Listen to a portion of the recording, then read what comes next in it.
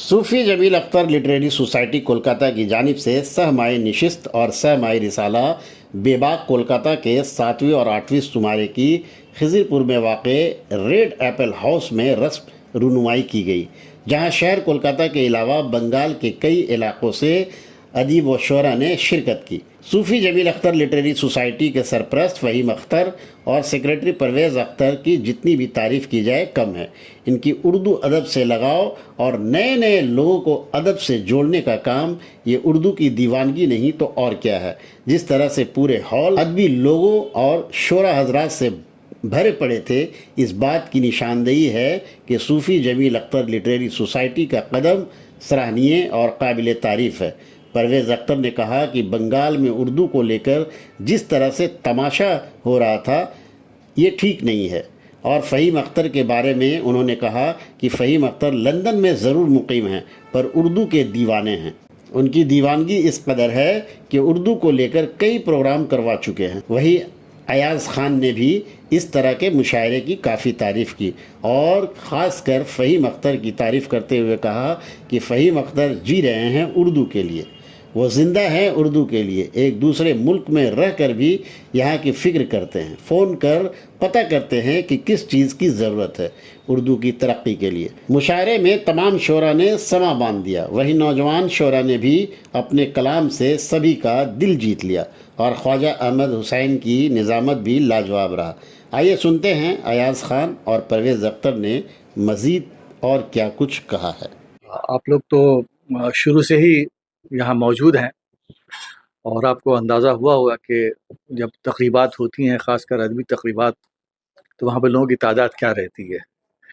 तो यहाँ पे जितने ज़्यादा लोग आए और मेरे ख़्याल में कलकत्ता और अतराफ़ के लोग जिस जोश व खरोश के साथ शामिल हुए, यही तकरीब की कामयाबी की ज़मानत है।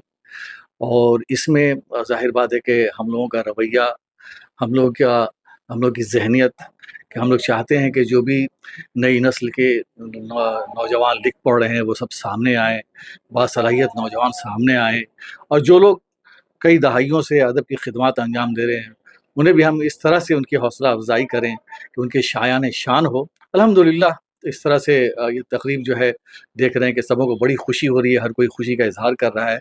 और एक तकरीब में मैं जहाँ तक समझता हूँ, कोई भी अदारा करे, अगर आप फ़नकार की इज़्ज़त नहीं करेंगे, उनके हुकूक को सही तौर पे अदा नहीं करेंगे, आपके प्रोग्राम को वो कामयाबी नहीं मिलेगी जिसके लिए आप तवक्को करते हैं। इस बार के मैगज़ीन की क्या ख़ुसूसियत, क्या-क्या है उसमें स्पेशल? हाँ, ये बड़ा अच्छा सवाल आपने किया है।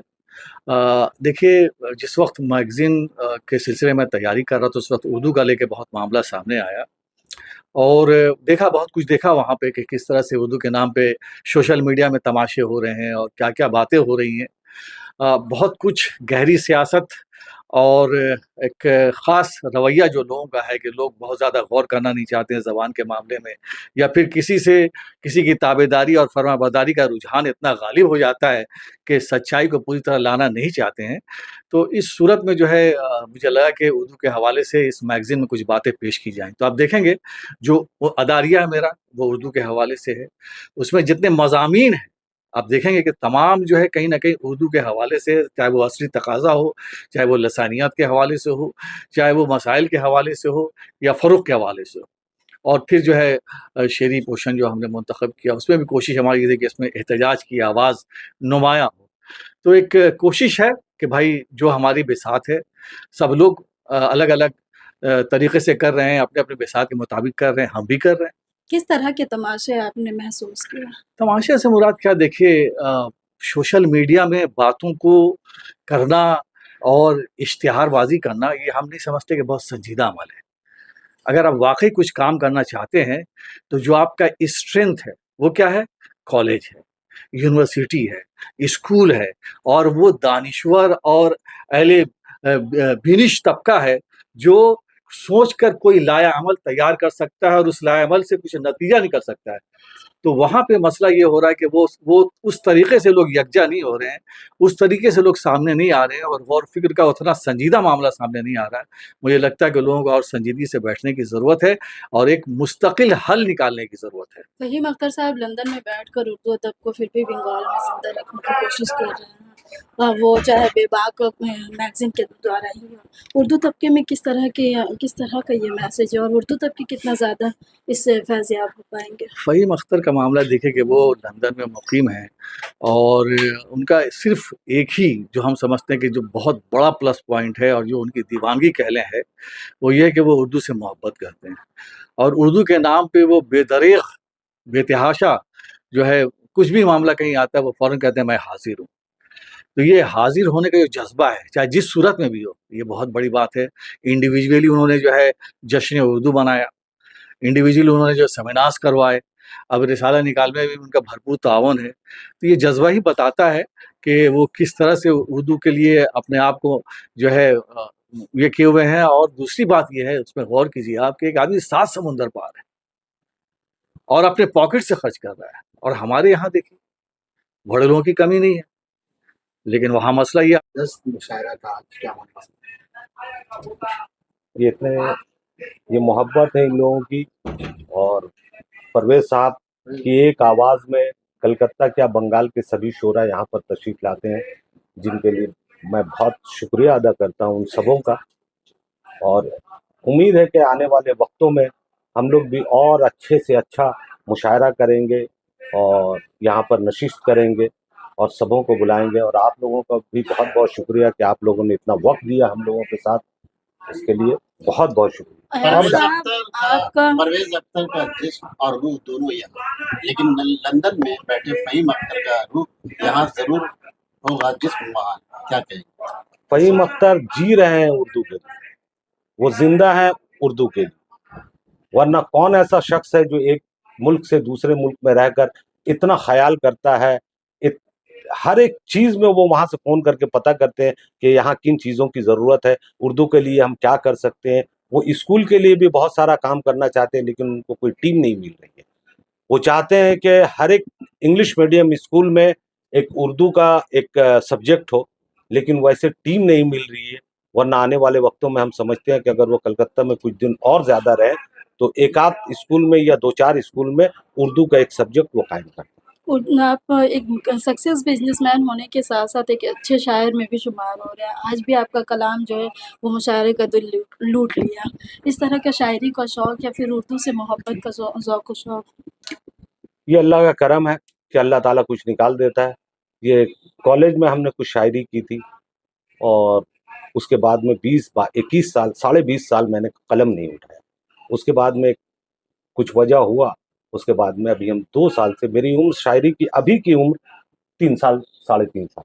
सूफी जमील अख्तर लिटरेरी सोसाइटी के जो काम है उनकी तो तारीफ हो रही है, उसके साथ साथ आपकी मेहमान नवाजी की कुछ ज़्यादा ही चर्चे हैं।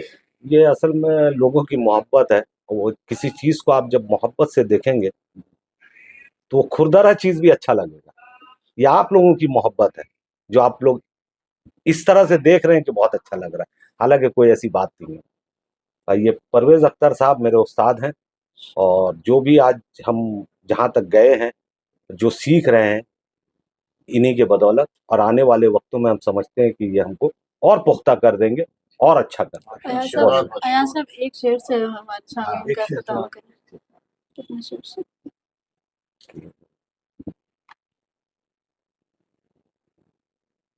जिस दिन से आफताब जो हारा चराग से, जिस दिन से आफताब जो हारा चराग से, बेहद डरा हुआ है अंधेरा चराग से। और इसका एक शेर देखें कि सूरज में अब वो पहले सा दमखम रहा कहाँ, सूरज में अब वो पहले सा दमखम रहा कहाँ, इस बार हम करेंगे सवेरा चराग से, इस बार हम करेंगे सवेरा चराग से। बहुत प्रोग्राम को मुतल्लिक बताएं जिस तरह से मुशायरा चल रहा है। क्योंकि जमील अख्तर लिटरेरी सोसाइटी का जो ये बेबाक रिसाला जो है, इसके पिछले 4 शुमारों में मेरी शमूलियत हुई है। 3 महीने पर होता है।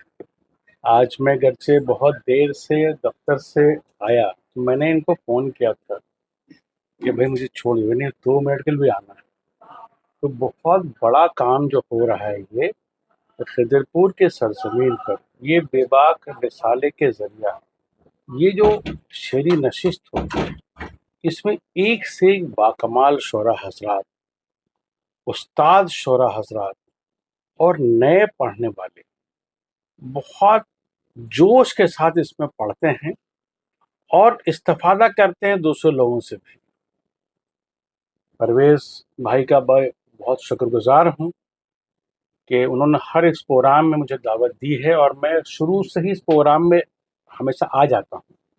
جون کا مہینہ ہے، میرے لیے بڑی پریشانی کا باعث رہتا ہے یہ، تو اس لیے میں نے آج معذرت چاہی تھی، لیکن اس کے باوجود بھی بے باک جو ہے کے نام پر مجھے آنا پڑا، اور پرویز بھائی کا جو اصرار تھا، ہمارے ایاز بھائی، وہ نہیں 5 منٹ دینا ہے۔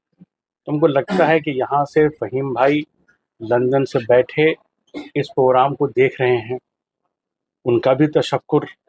اور کل میں نے ذکر کیا تھا ان کے حوالے سے، ایک صاحب نے زکریا اسٹریٹ شاخ میں وہ بتایا تھا کہ انیس رفیع صاحب کے جلسے تعزیت میں فہیم صاحب کا ایک میسیج بھی پڑھا گیا تھا۔ تو یہ فہیم بھائی کا بہت شکریہ آپ کے اس چینل کے ذریعہ، پرویز بھائی کا بہت شکریہ، اور تمام جو مہمان نوازی کے ساتھ جو شاعری کا ماحول ہے ریڈ ایپل میں، اور ریڈ ایپل جو ہے ایک طرح سے ایک نام ہو گیا ہے آج کی دنیا میں۔ اللہ کرے کہ آئندہ دن دونی چوگنی ترقی ہوتی رہی ہے محفل، اور اس طرح سے بے باک کا رسالہ بھی بے باکی کے ساتھ نکلتا ہے۔